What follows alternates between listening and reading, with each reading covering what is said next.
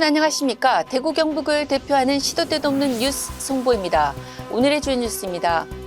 대구의 한 중학생이 공중부양을 하는 듯한 슬립백 춤 영상으로 세계적인 관심을 받고 있습니다. 20일 온라인 커뮤니티 등에 따르면 대구 달서구 용산동의 한 중학교 3학년인 A군은 지난 16일 자신의 틱톡 계정에 10초가량의 짤막한 영상을 올렸습니다. 양발을 교차해 껑충껑충 뛰면서 원을 그리듯 크게 한 바퀴 도는데 발바닥이 땅에 닿지 않는 것처럼 보입니다.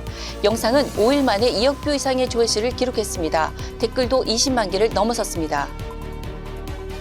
한국갤럽이 지난 17일부터 19일 전국 18세 이상 1,000명을 대상으로 조사한 결과에 따르면 윤석열 대통령 직무수행 긍정평가는 30%로 직전인 10일부터 12일 조사보다 3%포인트 하락했습니다. 부정평가는 61%로 3%포인트 올랐습니다.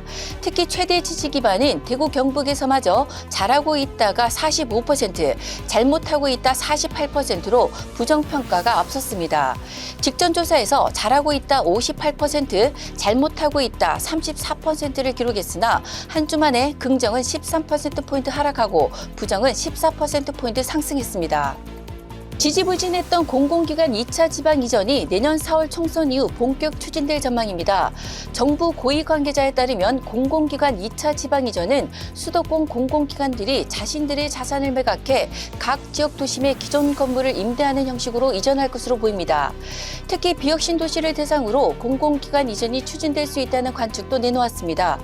국토부가 지난 10일 발주한 공공기관 2차 지방 이전 기본계획 수립을 위한 혁신도시 성과평가 및 정책 방향 연구 용역은 혁신도시와 관할지자체 구도심 중심으로 하되 입지 분석 등 필요한 경우 전국적으로 확대하겠다는 내용이 담겼습니다. 대구시 교육청이 내년부터 수성학공 고교를 중심으로 학급수 감축에 나섭니다. 대구교육청은 2024학년도부터 2028학년도 고교 학급 배정 계획안을 수립해 최근 일선 고교에 전달했습니다. 감축 대상은 영재학교와 특목고, 자사고를 제외한 일반계 고교 14곳입니다. 이들 고교 중 4곳을 제외한 10곳이 수성구에 있습니다. 고교 학급수 감축은 학령 인구 감소로 인한 정부의 교원 감축 정책에 따른 것으로 학교 현장의 혼란이 불가피할 것으로 전망됩니다. 지난 9일부터 18일까지 경북의 우수 생산품과 문화예술을 들고 미국을 방문한 이철우 경북도지사가 현지에서 지역기업의 수출 계약을 이끌어내는 등 풍성한 결실을 맺었습니다. LA 한인축제에 참가한 도내 농수산물 생산 35개 기업은 현장에서 45만 달러치의 상품 전량 판매와 300만 달러의 계약 상담 성과를 거뒀습니다. 아마존과 코스트코의 이점에 있는 푸다스와는 미국 내 경북 농식품 수출 확대 협약을 체결했고 라티노 식품협회와 미국 및 라틴 국가로의 농식품 진출 협약을 맺었습니다. 또 캘리포니아와 텍사스 소재 미국 유수의 항공 및 방산업체인 오버에어, 아메리칸 항공, 벨 헬리콥터, 로키드 마틴 항공사 등을 방문해 경북의 투자 유치 환경에 대해 설명했습니다. 본격적인 김장철을 앞두고 배추, 생강, 쪽파, 소금 등 김장 재료 가격이 치솟고 있어 주부들의 부담이 커지게 됐습니다. 20일 한국농수산식품유통공사 농산물 유통정보 사이트에 따르면 지난 20일 배추 평균 소매 가격은 포기당 5,863원입니다. 1년 전보다 11.8% 비싸졌습니다.